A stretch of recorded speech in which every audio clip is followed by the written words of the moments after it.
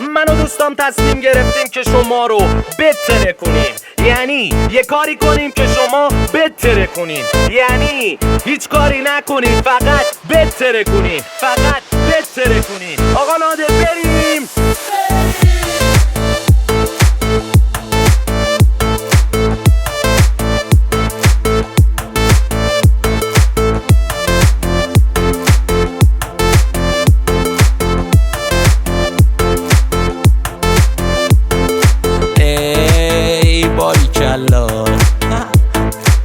از زمستون رژیمی و شدی باریکل آن. ای بابا دست خوش از جلو، شبی جولی شبی جنیفری از پشت.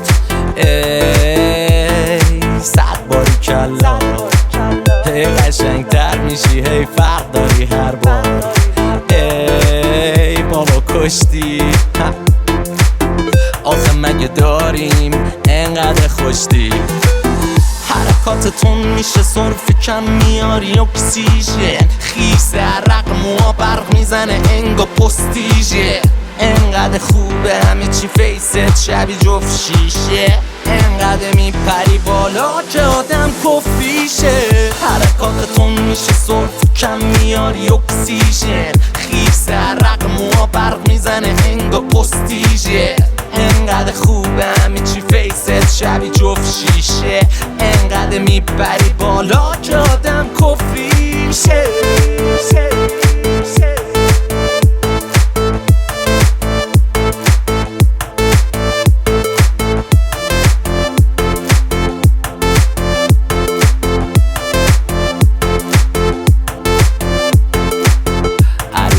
اسکی میرن SMS های سسکی میدن، انقدر آدم فس میبینن، هی میپرسن اکی جنس میگیرم. آخه فازرت بول میدم، همه کارامو فول دیدم، به گرد پامم نمیرسم با این که پول میدم.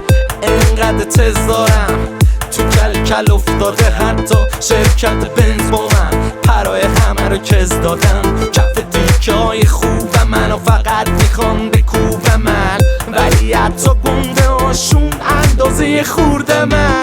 جذاب و شیکه مثل قدیم رو فیسم، اگه یه سری پا برن نگیرن رو اسم. اینقدر خواستم که نبینم رو اسمم، بقیم خواستن ولی نتونستن. اینقدر نایسم نمیشه که وایسم، نه نمیشه با کسی یکیشه کلاسم. خودم یه شاهم که پیشه یه آسم، به غیر جفت شیش نمیشه که تاسم. حرکاتتون میشه صرف کم میاری اکسیژن، خیس عرق موها برق میزنه انگا پستیژه. انقدر خوبه همه چی فیست شبی جفت شیشه، انقدر میپری بالا که آدم کفیشه.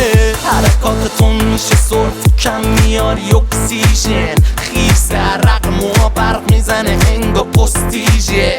انقدر خوبه همه چی فیست شبی جفت شیشه، انقدر میپری بالا که آدم کفیشه.